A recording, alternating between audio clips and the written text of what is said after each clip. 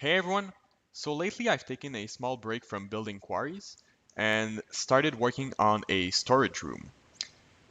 So what I want to do is completely different from the standard design where we have one sorter for every single item type. What I want to do is have a central system, or a computer if you will, that decides what to do with each chest. Now the only problem with that is Power the suit.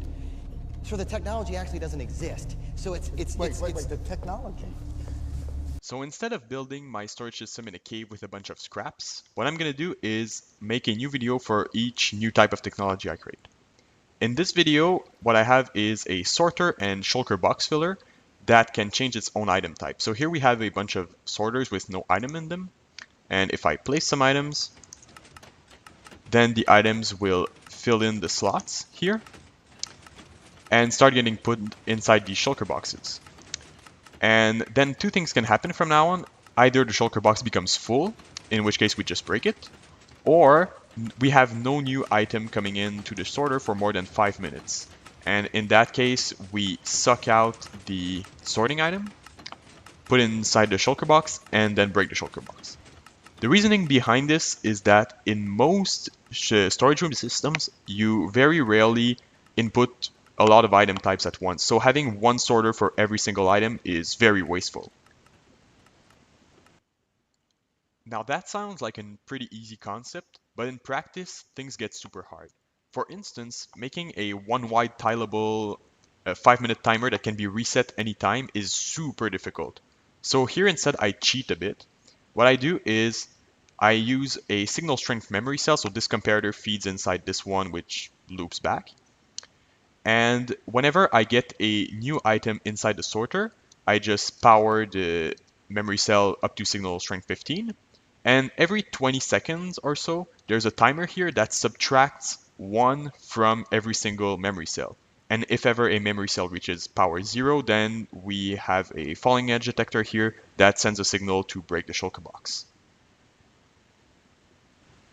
Another challenge to building something like this is detecting filled shulker boxes. So the way this is done in almost every single shulker box filler is we detect it from the loading hopper on the side, because there's just no room to put a comparator next to the shulker box.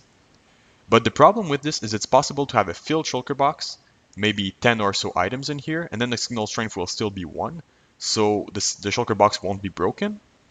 And then what happens is if we time out during the 10 or so items in here, then we suck out the sorting item. It gets stuck along with the 10 items in here. We break the shulker box, then a new item type comes in, and then we have two different item types in the next shulker box.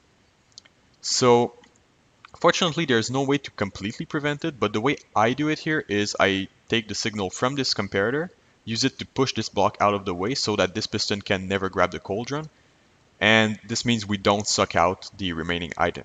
Now this leaves the very unlikely possibility that we have a completely filled shulker boxes, no item here, and still have one remaining item in here. But that's just extremely unlikely. We have like 1 in 1700 chance of it happening, and the condition for that to happen would be that you input one item in the sorter and then an entire shulker box, which is just bizarre. There's one last challenge to building something like this, and that is single items. So the problem with single items is that there is absolutely no way to detect them. We can't use a comparator threshold because we already use that to sort. We can't use a tile entity update detector because they can't be made one wide tileable. And basically this item here will just stay there forever or until a new white wool comes in. So what I do to get rid of them is kind of like the timers. I cheat a bit. What I do is that every 8 blocks I have a pressure plate. And now the only way for this pressure plate to activate is that all the hoppers before it are filled completely so that the items don't get sorted and go to the next hoppers. Now what happens is if this pressure plate activates, then normally all the timers before it should have a signal strength that is non-zero. So if they do have a signal strength of 0, then when this pressure plate activates, then they will be set to 15. And that's what gets rid of our single items. You might notice that I'm not using a normal dropper to drop the items inside the water stream. Instead, I'm using a dropper with a trapdoor underneath, and that's to solve a problem that almost every storage room has. And that is that droppers can drop items far enough from each other that they don't stack together, yet close enough that by the time the first hopper is done with its cooldown, the second item has already gone by and basically it'll never get sorted.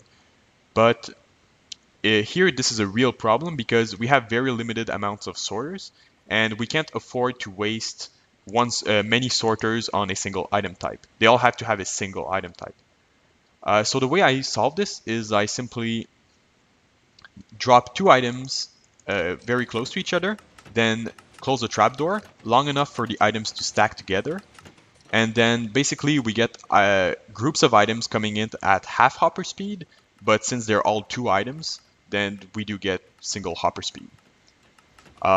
It's possible for items to go very close to one side and then very close to the other so that they don't stack together. But then, oh, we just saw it. But then by colliding with these cakes, they will stack together. So we never get items in the second hopper, they all fall in the first one.